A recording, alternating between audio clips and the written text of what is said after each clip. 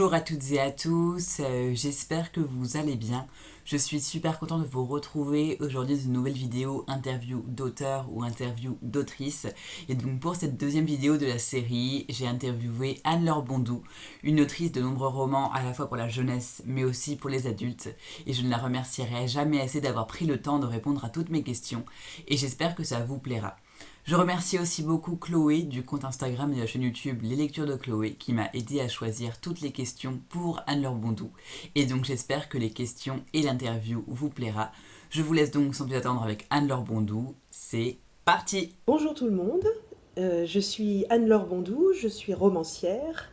Je publie depuis 20 ans maintenant des romans, à la fois pour des lecteurs à partir de 11-12 ans, ados, et puis des romans pour les adultes, en espérant toujours que les lecteurs puissent se croiser à l'intérieur de mes romans et se rencontrer.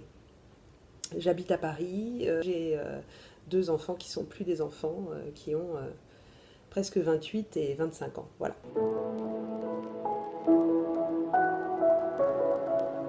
Pour moi, un personnage, c'est toujours à la conjonction de choses que j'ai expérimentées moi dans ma propre existence et puis de l'imaginaire. C'est ça l'intérêt pour moi d'un roman, c'est à la fois d'être le lieu d'une parole authentique euh, qui émane de moi, donc de moi en tant que personne, mais pour rendre les choses communicable et puis le plus universel possible, je trouve que ça passe par justement l'imaginaire, un imaginaire commun, plus ou moins commun, en tout cas qu'on essaye de mettre en œuvre quand on est romancier, et qui va permettre justement à travers soi de toucher les autres. Donc lorsque j'écris, je me mets toujours en situation de me mettre dans la peau d'un autre, comme un acteur aussi, hein, qui incarnerait un personnage, mais à partir de mes propres émotions, de mes propres questionnements. Bien sûr, c'est moi qui choisis de quoi je vais parler, donc c'est ce choix premier qui déjà donne la singularité au texte.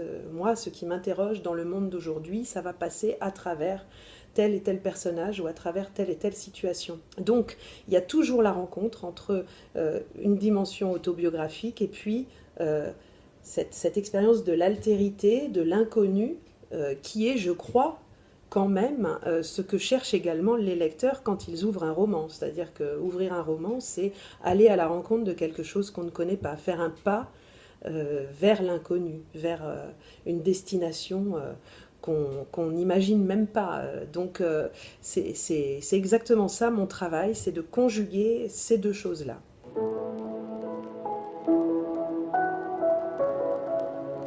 Les thèmes que j'aime aborder, souvent, c'est pas des thèmes, c'est plutôt des situations où mes personnages vont être dans des moments de bouleversement, de rupture, où ils perdent un petit peu le fil de leur propre existence suite alors à des accidents de vie ou à des moments de l'histoire collective qui bousculent tout le monde, qui bousculent les certitudes. Ça m'intéresse beaucoup, de plonger mes personnages dans la tourmente de quelque chose et de voir comment, dans cette tourmente, ils vont à la fois sortir d'eux-mêmes et peut-être étrangement aller aussi davantage à la rencontre d'eux-mêmes.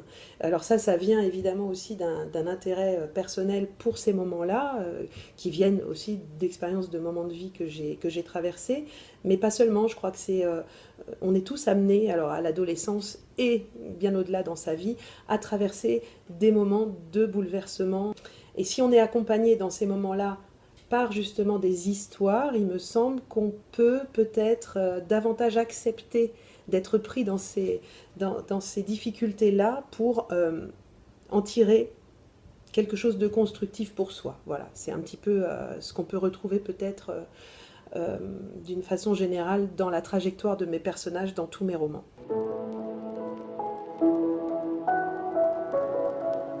Alors c'est vrai que maintenant, quand j'écris, je sais en général où le texte va être publié. Donc je veille quand même lorsque j'écris pour les jeunes, même si j'ai envie d'aller vers des sujets, on va dire, qui ne sont pas du tout répertoriés ou évidemment pour la jeunesse, ou par exemple mes personnages ne sont pas spécialement des ados, ou, On trouvera, je crois, dans aucun de mes romans un établissement scolaire, ou alors en arrière-plan très très loin. Parce que ça m'inspire pas tellement de façon romanesque. Donc voilà, j'essaye toujours, même si c'est pas des thèmes particulièrement ados, euh, de prendre en considération le fait que mon lecteur ne sait pas forcément immédiatement de quoi je parle, puisqu'il n'a pas vécu telle période, ou qu'il ne peut pas avoir rencontré telle et telle expérience de vie. Donc ça, je le prends en compte quand j'écris pour les jeunes, et puis je ne le prends pas en compte quand j'écris pour les adultes. Donc ça modifie des petites choses. Maintenant, sur l'écriture elle-même, tous mes romans sont assez différents parce qu'ils s'inscrivent dans un moment de vie différent pour moi, avec une envie d'une musicalité autre ou d'une humeur autre. Mais ils sont tous faciles d'accès. Et c'est pour ça que ce que j'aime, c'est quand un roman passe de main en main dans une famille, de l'adolescent au grand frère jeune adulte, en passant après évidemment par les parents, voire les grands-parents. Ça, c'est mon plaisir le plus fort, et c'est ce qui se passe souvent. Donc je vous invite à retirer les étiquettes et à simplement vous demander, tiens, qu'est-ce que j'ai envie de lire, voilà.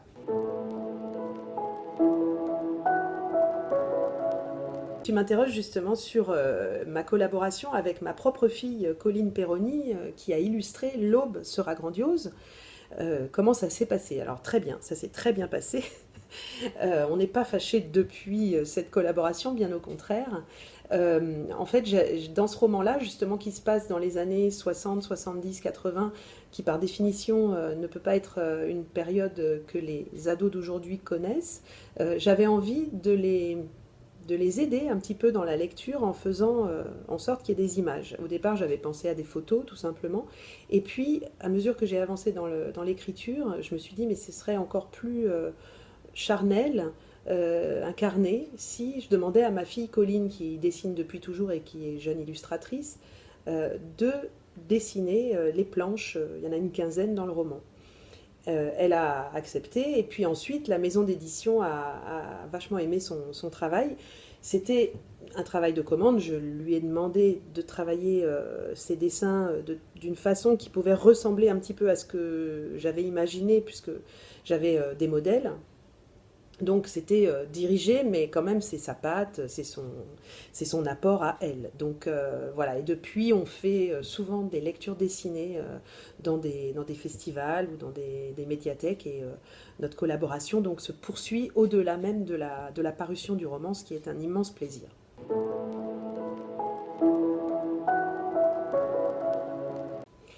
Tu me parles ensuite d'une autre collaboration, celle que j'ai mise en place avec Jean-Claude Morleva pour 2 livres, Et je danse aussi, et puis la suite, Oh Happy Day, qui vient de paraître chez Fleuve Édition.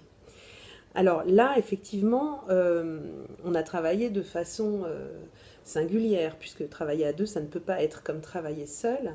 La première fois, pour Et je danse aussi, on s'est beaucoup amusé à ne pas se donner de cadre, justement, c'était de l'improvisation quasiment, pas jusqu'au bout, mais enfin, le plus tard possible, on a reculé le moment d'échanger sur la structure du roman, et notre plaisir, c'était justement d'être dans la surprise qu'on s'apportait l'un à l'autre au fil de l'écriture.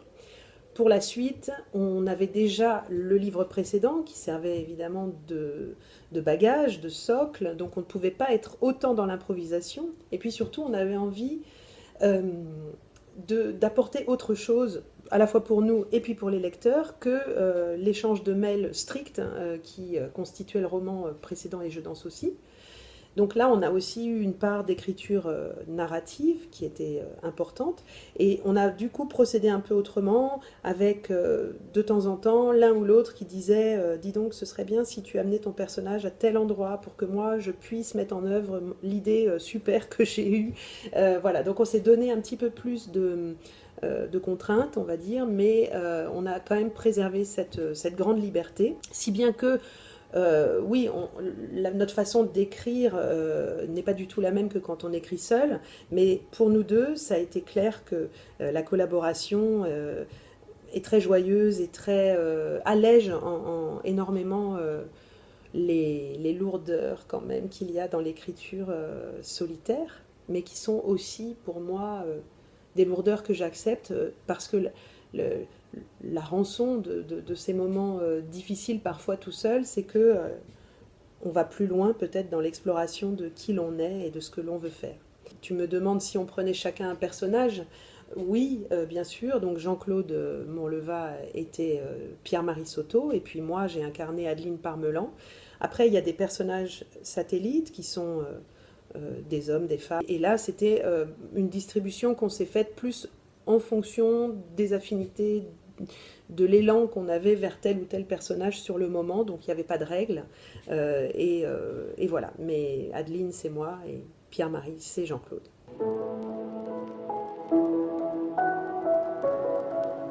Oui, je suis plongée dans l'écriture. Là, on peut dire j'y suis. Ça fait à peu près un an que je réfléchis au prochain roman qui va paraître chez Gallimard Jeunesse. Je ne sais pas encore précisément quand, j'espère à peu près à l'automne 2021, puisque je devrais le terminer cet hiver, l'hiver prochain. Et donc, je suis en plein dedans. C'est un roman qui me demande énormément d'énergie, de lecture autour, de documentation. Donc c'est un processus assez lent pour l'instant, mais dans lequel je me sens bien et qui m'intéresse beaucoup. Ce sera donc en littérature jeunesse. Euh, donc voilà, je ne peux pas en dire plus pour l'instant parce que vraiment, alors quand je suis dans l'écriture d'un roman, je n'en parle pas, je ne peux pas. Voilà. Euh, J'en parle à titre privé, mais j'en parle pas en public. Alors mes lecteurs, tu vois, ils ont entre, on va dire, 11 ans pour les plus jeunes, et puis je ne donne pas de limite d'âge pour les moins jeunes. C'est difficile de conseiller un seul roman, c'est-à-dire qu'en plus ils sont tous différents, ils ont tous des atmosphères ou des humeurs ou des couleurs différentes. Il y en a qui sont plus sombres, il y en a qui sont beaucoup plus légers, il y en a qui sont plus réalistes, d'autres beaucoup plus imaginaires. Donc c'est plus mon plaisir, c'est quand un lecteur rentre chez moi par une des portes et puis a envie d'explorer toutes les pièces de la maison parce qu'il se laisse emmener finalement peut-être par une personnalité, une écriture, une voix, j'en sais rien. Et en tout cas, ça emmène des lecteurs qui ont parfois l'habitude d'être toujours dans un même domaine à aller explorer d'autres choses. Donc, euh, je ne veux pas en conseiller qu'un, mais bon, je vais en citer deux, puisque c'est les deux plus récents. Donc, bien sûr, il y a L'aube sera grandiose, qui est ce roman qui peut être lu par toute la famille, qui est une histoire de famille et de secret de famille. Et puis, bien sûr, Oh Happy Day, qui est donc le dernier roman paru juste avant le confinement, qui est cette collaboration avec Jean-Claude Monleva et qui là, je pense, vous pouvez l'emmener sur la plage sans problème. Même si c'est pas un roman qui n'est que léger, il peut supporter, je pense, d'avoir du sable entre ses pages. Je vous souhaite à tous, voilà, surtout de belles découvertes, un été le plus léger possible, voilà, et puis le plus en relation avec votre entourage. Merci beaucoup Nathan pour tes questions. Merci infiniment à vous, Anne-Laure Bondou, d'avoir pris le temps de répondre à toutes mes questions. En tout cas, vous, n'hésitez plus, foncez en librairie, achetez à la fois Oh Happy Day, mais aussi Et je danse aussi, et aussi L'aube sera grandiose, et même tous les romans d'Anne-Laure Bondou qui sont réellement géniaux. Je vous retrouve prochainement dans une nouvelle vidéo, j'espère que la suite vous plaira et que celle-ci vous aura plu. En tout cas, n'hésitez pas à liker, à vous abonner et à partager sur Instagram. À très très bientôt, prenez soin de vous et de vos proches. Salut!